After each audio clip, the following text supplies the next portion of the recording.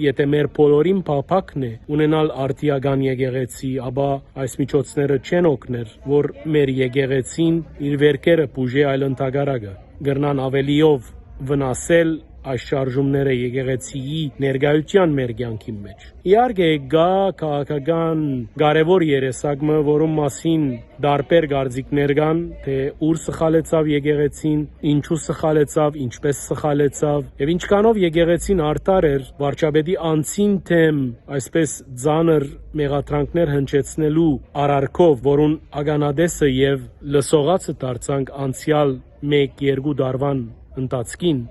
ինչքանով ճիշտ էր այդ սրբազան հայրերուն գեցվածքը, այդ արումով, ինչքանով դեղին էր, ինչքանով օգտակար էր։ Այս բոլորին առընթեր նաև առաջիկա օրերը կարևոր են, որովհետև ինչպես նշեցի, քայլերը կսպասվին Հայաստանի վարչապետեն եւ անոր արձագանքն է, որ պիտի դա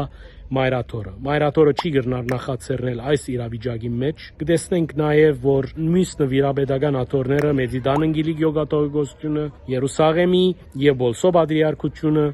Թիդողի թերի մեջ են։ Բոլորը կսպասեն, թե ինչ կրնա դեղի ունենալ առաջիկա օրերուն, որուն արձագանքը եւ թարգմանությունը պիտի ստանանք այս սուրբ եւ հզոր պատմական բահեն։